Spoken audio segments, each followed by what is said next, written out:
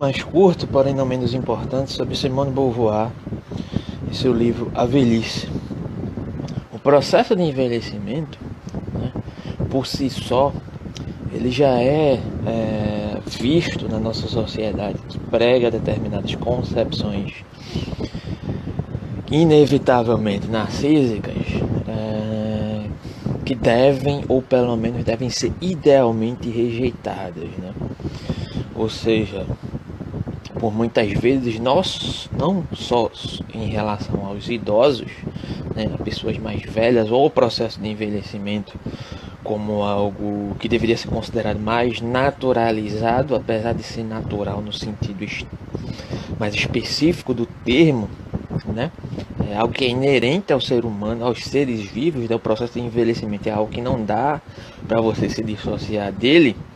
A nossa sociedade, de um modo geral, ela tende a querer rejeitar essa ideia de velhice, ou ideia do envelhecimento, ou entender o envelhecimento como algo, como um processo que deve ser colocado à parte, ou um modo pelo qual eu posso afirmar a minha jovialidade, ou a minha possível meu possível estado de jovialidade como algo que fosse durar a eternidade, ou como se não houvesse essa possibilidade de envelhecer para mim, que sou jovem, né? Somos tão jovens, então não há esse horizonte da velhice para mim, o que é uma extrema bobagem, né?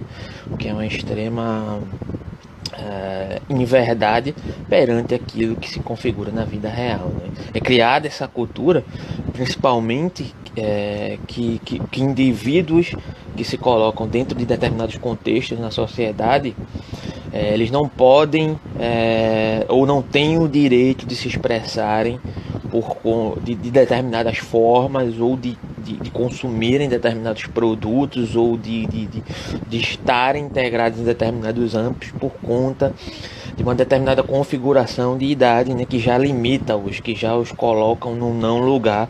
Isso desde muito cedo, né? Mas aqui nós estamos tratando da perspectiva da velhice no sentido de pessoas idosas, né, que são consideradas a partir dos 60 anos, mas isso não exclui o processo do envelhecimento enquanto processo como um todo, né?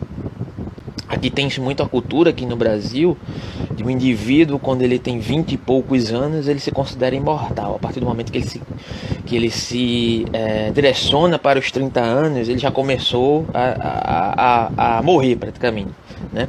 Essa é a cultura que existe aqui no Brasil, principalmente em meios da nossa diversidade cultural, que reflete nos meios LGBTQI+, né? Inclusive existe uma cultura, uma ode à jovialidade, que entende que o indivíduo que pertence a esse tipo de comunidade, que vai se aproximando dos 30 anos, ele já está se encerrando perante aquilo que é considerado o mainstream desse meio, né? Isso não só se aplica só à cultura LGBTQI+, mas à cultura heteronormativa, a cultura geral da nossa sociedade, que faz esse ódio a uma praticamente esquizofrenia narcísica, né?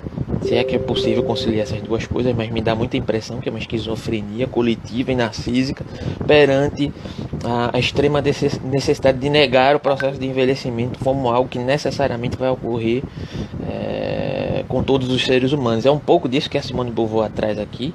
Inicialmente eu coloquei um pouco mais daquilo que reverbera no meu pensamento diante do pensamento da Simone de Beauvoir, mas é exatamente isso.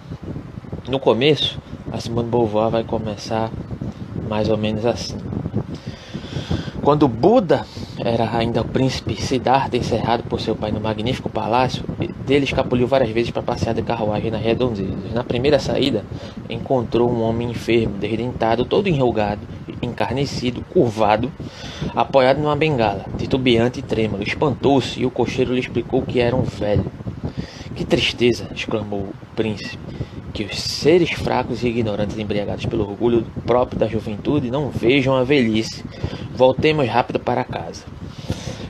De que servem os jogos e as alegrias, se eu sou a morada da futura velhice? Buda reconheceu num velho seu próprio destino, porque, nascido para salvar os homens, quis assumir a totalidade da sua condição. Nisso, diferia deles. Os homens eludem os aspectos de sua natureza que lhes desagradam, e estranhamente, a velhice. A América riscou de seu vocabulário a palavra morto. Fala-se de caro, ausente. Do mesmo modo, ela evita qualquer referência à idade avançada. Na França de hoje, este é também um assunto proibido, quando, no fim de Sob o Signo da História, enfrentei este tabu. Palavra da Simone de Beauvoir, né? Quanta celeuma provoquei. Admiti que eu estava no limiar da velhice, era dizer que esta espreitava todas as mulheres e que já se apoderara de muitas delas. Com gentileza ou com raiva, um grande número de pessoas, sobretudo pessoas idosas, repetiram-me insistentemente que velhice, isso não existe, há apenas pessoas menos jovens do que outras e nada mais. Para a sociedade, a velhice aparece como uma espécie de segredo vergonhoso do qual é indecente falar. Sobre a mulher, a criança, o adolescente, existe em todas as áreas uma abundante literatura. Fora das obras especializadas, as alusões à velhice são muito raras. E aqui eu já tinha colocado essa citação já no post que eu fiz aqui no Instagram, né? Então, a Simone de Beauvoir segue dizendo assim: aí está justamente porque escrevo este livro, para quebrar a conspiração do silêncio. A sociedade do consumo, observa Marcuse, substituiu a consciência infeliz por uma consciência feliz e reprova qualquer sentimento de culpa. É preciso perturbar sua tranquilidade. Com relação às pessoas idosas, essa sociedade não é apenas culpada, mas criminosa. A brigada por trás dos mitos da expansão e da abundância trata os velhos como párias. E aí ela segue aqui o texto. A atitude da sociedade para com os velhos é, por outro lado, profundamente ambígua. Em geral, ela não encara a velhice como uma fase da identidade nitidamente marcada. A crise da puberdade permite traçar entre o adolescente e o adulto uma linha de demarcação que é arbitrária apenas dentro de limites estreitos. Com 18 ou 21 anos, os jovens são admitidos na sociedade dos homens. Quase sempre, os ritos de passagem envolvem essa promoção. Momento em que começa a velhice é mal definido. Varia de acordo com as épocas e lugares, não se encontra em parte alguma ritos de passagem que estabeleça um novo estatuto. Então, de certa forma, a Simone de Beauvoir, lá posteriormente, no início do primeiro capítulo, ela vai falar justamente que a velhice, além de ser um fenômeno fisiológico, né, ele é um fenômeno que é cultural, de acordo com a perspectiva histórico-cultural daquele determinado local, onde se conjumina uma determinada interpretação do que é a velhice, ou seja, não são só os fatores fisiológicos evidentemente constituídos que constituem a noção da velhice, mas existe todo um aspecto de enquadramento cultural que, de certa maneira, vai fazer com que o indivíduo psicologicamente, ele já se enquadre psicologicamente nesse aspecto de um suposto sentimento de culpa, inclusive por tornar-se velho, né? Então, como eu estava falando anteriormente, né? Geralmente na nossa cultura, principalmente na cultura da qual eu faço parte, né? Estou integrado nela. Ela faz essa ode aos 20 e poucos anos. Essa ode aos 20 e poucos anos, e o indivíduo que, a partir do momento que acontece o ponto de virada da culminância, né, dos 29 para os 30, automaticamente ele já parece que ele envelheceu, né? E aqui, lógico que não é o foco do texto, né, da Simone de Beauvoir. Ela está tratando muito mais desse limbo que é colocado, que é delegado aos idosos ou ao processo do envelhecimento, mas já demonstra uma determinada característica, né, da nossa sociedade, que tende a negar algo que necessariamente faz parte daquilo que poderíamos entender como nossa natureza. Eu não sou muito adepto dessa ideia de natureza humana, mas de certa forma devemos pressupor que existem determinadas características que caracterizam o humano, né? Mas aí já é outra questão. Então, se há uma característica em nós humanos que pode ser determinante, uma delas, na verdade, né, uma delas é a morte, e segundo é o processo do envelhecimento, que é algo que você não consegue abarcar, não consegue parar, né? Eu gosto de fazer esse comparativo no sentido de um ideal narcísico de projeção, que de certa forma vai tender a negar o devir dentro da filosofia, o devir enquanto transitoriedade dos aspectos da vida, né? E o envelhecimento faz parte dele. Mas é justamente esse ideal, essa projeção narcísica que o humano tem de se enquadrar, principalmente nos aspectos culturais vigentes no qual nós estamos, de querer negar essa possibilidade do envelhecimento como algo que faz parte de toda uma concepção humana no sentido coletivo, e não é algo que está delegado ao outro. Mas a nossa cultura sempre prega essa noção do envelhecimento, da velhice, como algo que sempre estaria imputado ao outro e não a mim mesmo, né? A mim mesmo, né? Ou seja, o velho é sempre o outro, o idoso é sempre o outro, né? Inclusive isso entre idosos, né? Há idosos que consideram outros mais idosos do que eles mesmos, né? Que dirá entre os jovens, que também tem os ditos jovens, né? Que também tem essa cultura, né? Se eu tenho 20 e poucos anos, eu sou mais jovem do que você que tenho 30 e poucos anos. Logo, eu não devo me preocupar com determinados aspectos que são provenientes disso que é considerado uma maturidade, ou vice-versa. Ou se você adere a determinados comportamentos que são delegados a uma suposta cultura jovem, você é considerado alguém deslocado, né? Só que até ontem você era jovem.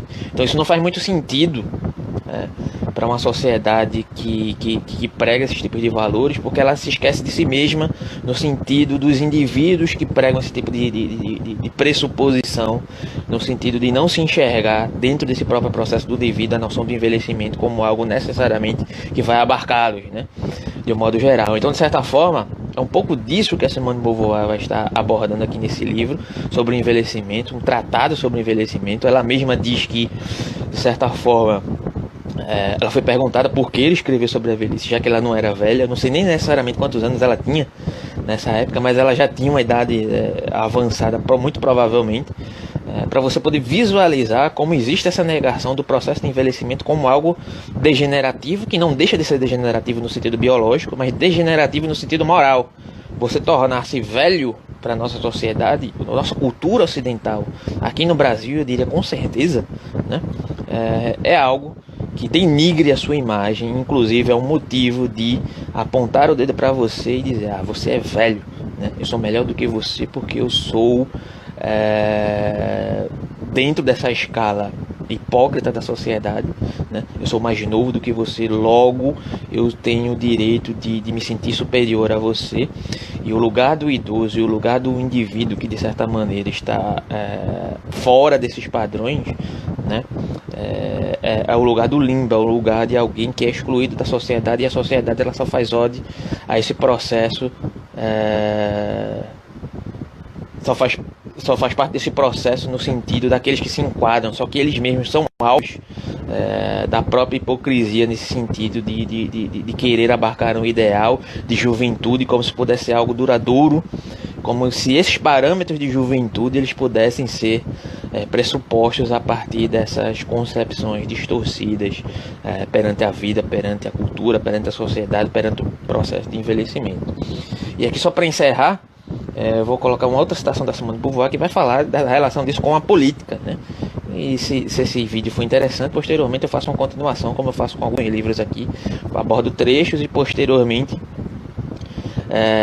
se houver interesse, eu continuo fazendo a abordagem do livro. E tem um comentário aqui, se você puder colocar lá posteriormente no YouTube, porque eu vou colocar esse vídeo no YouTube, eu agradeço, que não vou poder ler agora por causa do celular. Se eu tirar aqui, eu não vou conseguir retomar o que eu estava falando. Mas enfim, obrigado aí por acompanhar vocês e obrigado pelo comentário. Em política, citando a Simone de Beauvoir, o indivíduo conserva durante toda a sua vida os mesmos direitos e os mesmos deveres. O Código Civil não faz qualquer distinção entre um centenário e um quadragenário. Os juristas consideram que, fora dos casos patológicos, a responsabilidade penal dos idosos é tão integral quanto a dos jovens.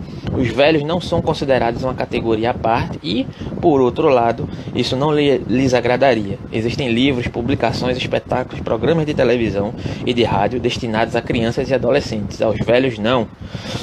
Em todos esses planos, eles são incorporados aos adultos mais jovens. Entretanto, quando se decide sobre seu estatuto econômico, parece que se considera pertencerem a uma espécie estranha. Os velhos não têm nem as mesmas necessidades nem os mesmos sentimentos que os outros homens, já que nos basta conceder-lhes uma miserável esmola para nos sentirmos desobrigados com relação a eles. Os economistas e os legisladores credenciam essa ilusão cômoda quando deploram o peso que os não ativos representam para os ativos. Isso tem total relação com a política brasileira, a reforma da Previdência e etc. Mas eu não vou tocar nesse assunto, porque não é a prioridade do canal, né? Como se esses últimos não fossem não fossem futuros não ativos, como esses ativos, né, os jovens, né, e não assegurassem seu próprio futuro ao instituir um amparo aos idosos. Os sindicalistas, por sua vez, não se enganam quando apresentam suas reivindicações. Elas reservam grande espaço para o problema da aposentadoria.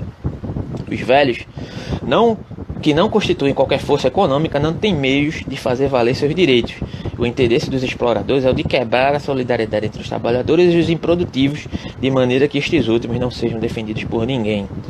Os mitos e os clichês postos em circulação pelo pensamento majoritário se aplicam em mostrar o velho como um outro, certo? Ou seja, esse processo de envelhecimento ele já é excludente desde os primórdios, desde do processo que eu estava falando aqui, da cultura, da nossa cultura ocidental e da cultura do Brasil, necessariamente, ela já vai causando uma determinada exclusão de um lugar de um outro que não pertence ao processo de reivindicações sociais, porque ele já vai sendo colocado nesse não lugar, ele já vai sendo direcionado desde cedo ao lugar do indivíduo que deve ser excluído dos meios políticos no sentido mais amplo aristotélico enquanto condição humana, ou seja, para fazer parte de determinadas comunidades, para poder fazer parte de determinadas concepções, você deve ser nutrido dessa suposta jovialidade, certo? Essa jovialidade sempre está atrelada a uma determinada noção de produtividade e de complexidade, no sentido de que está atribuída essa jovialidade no sentido produtivo e utilitário, certo? E esse processo de exclusão ele já vai sendo nutrido desde os primórdios, desde esse processo que eu vou dizendo a você, que estou conversando aqui com vocês, no sentido dos 20 e poucos anos para os 30 e poucos anos, né? Ou seja, esse processo de envelhecimento, o indivíduo que tem 30 e poucos anos, ele já não pode ser mais capaz de fazer determinadas coisas que um jovem de 20 e poucos anos faz. E dirá quando você tiver 40, que dirá quando você tiver 50, que dirá quando você tiver 60, né? Ou seja, é um processo de coletivização desse pensamento de que faz uma ode à jovialidade como algo necessariamente intrínseco ao aspecto da sociedade em toda a sua funcionalidade e todo o seu aspecto de normalidade, e por muitas vezes os próprios indivíduos que proferem esses discursos são alvos deles mesmos, né? E não se dão conta. Então tem uma citação de Proust, né, que a Beauvoir também vai utilizar. Com adolescentes que duram um número bastante grande de anos que a vida faz velhos, observa Proust. Eles conservam as qualidades e os defeitos do homem que continuam a ser. Isto, a opinião quer ignorar. Se os velhos manifestam os mesmos desejos, os mesmos sentimentos, as mesmas reivindicações que os jovens, eles escandalizam neles o amor, o ciúme parecem odiosos ou ridículos, a sexualidade repugnante, a violência irrisória. Deve dar o exemplo de todas as virtudes. Ou seja, o velho é colocado no lugar, o indivíduo que é considerado velho, ele é colocado no lugar do outro só para quando ele reivindica concepções que a sociedade deveria oferecê-lo enquanto integração, enquanto visto como humano, enquanto visto como integrado naquele determinado aspecto social. Mas quando no sentido de que a sociedade espera algo desse idoso, desse considerado velho, ele deve ser alguém cordato, ele deve ser alguém que aprendeu de acordo com a perspectiva da vida, do aspecto social, a se comportar de uma determinada maneira que a sociedade espera dele, enquanto a sociedade o exclui, na verdade, de uma maneira extremamente arbitrária e extremamente insensível. O velho não é capaz de amar, o velho não pode estar integrado em determinados ambientes. O velho ele não tem lugar dentro da sociedade a não ser para nos dar aquilo que esperamos dele, né? Então era basicamente isso que eu queria trazer hoje, essa reflexão sobre esse texto da Simone de Beauvoir, e posteriormente, se vocês tiverem interesse, eu trago a continuidade do livro aqui, que é extremamente fundamental, interessantíssimo. Se você puder, o vídeo vai para o YouTube, segue, dá o like, compartilha e obrigado. E posteriormente transportem aí os comentários para o vídeo do YouTube.